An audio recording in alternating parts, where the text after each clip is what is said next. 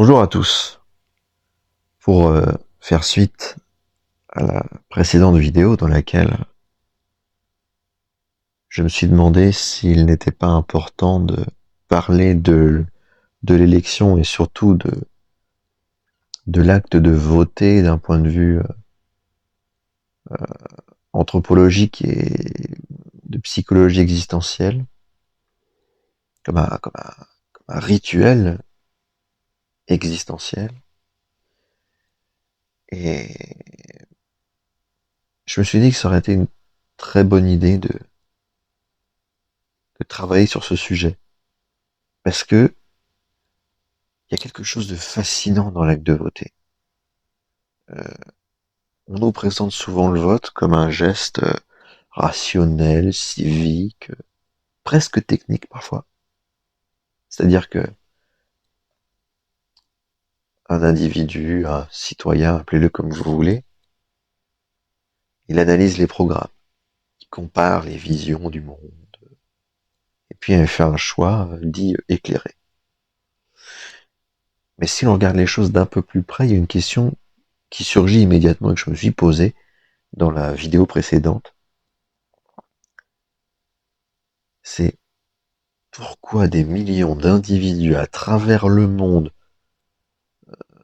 accomplissent-ils un geste dont ils savent parfaitement qu'il n'a quasiment aucune influence sur le résultat? On le sait, statistiquement, un vote individuel a une probabilité presque nulle de modifier une élection. Et pourtant, les gens continuent de voter avec conviction. Ma question, c'est pourquoi? Et je pense qu'il y a beaucoup de démagogie et d'hypocrisie, puisque je ne suis pas persuadé que les gens qui votent réellement ont vraiment envie de le faire, c'est-à-dire sont vraiment convaincus du truc. J'ai l'impression qu'ils y vont dans une forme de rituel, comme on va à l'église le dimanche matin. Et les élections, bon bah, on y va parce que tout le monde y va, et puis j'ai toujours fait comme ça, et puis sans conviction réelle, comme s'ils allaient au marché le dimanche. Et surtout, on voit bien qu'il n'y a aucun changement derrière. Il faut voter pour que les choses changent. Et quand je demande aux gens, mais depuis que tu le fais, les choses ont changé? Non, pas tellement. Donc il y a quand même une conscience intrinsèque de l'inutilité de l'acte de voter. Mais ils vont quand même voter. Et là se trouve le travail à effectuer. Le vote comme expérience existentielle.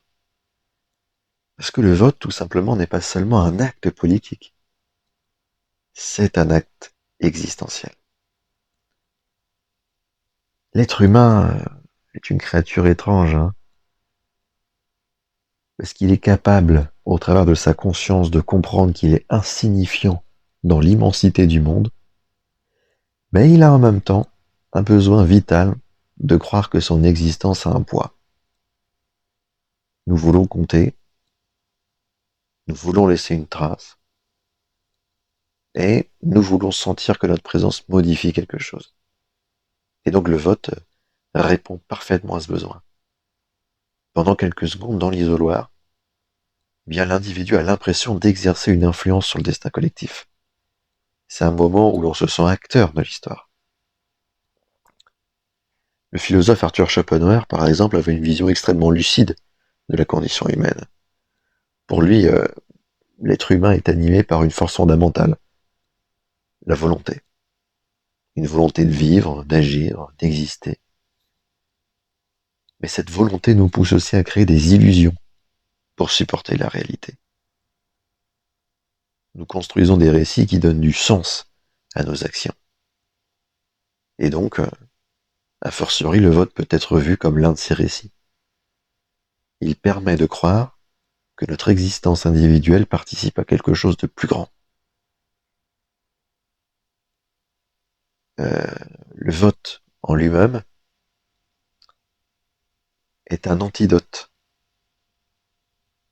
contre la pensée en ce qui concerne notre finitude, donc la mort, et C'est un antidote donc, par définition, au néant.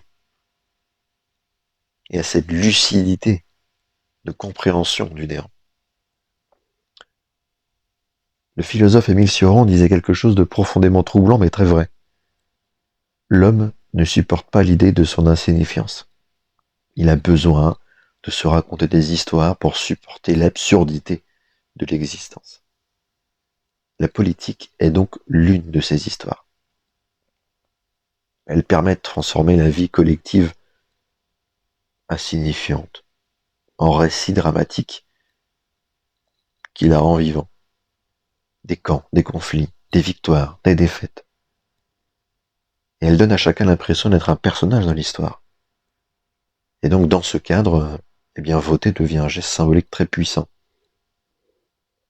Il permet de se sentir participant au monde, plutôt que simple spectateur. Mais il y a peut-être une dimension plus profonde encore. Reconnaître que son vote n'a presque aucun impact demande une forme de lucidité difficile, car cela oblige à admettre quelque chose de plus vertigineux encore. Que notre pouvoir individuel sur les grandes structures du monde est extrêmement limité, et cette idée est difficile à accepter, puisqu'elle confronte l'individu à une forme de solitude existentielle. Et donc voter devient alors une manière d'échapper à ce vertige.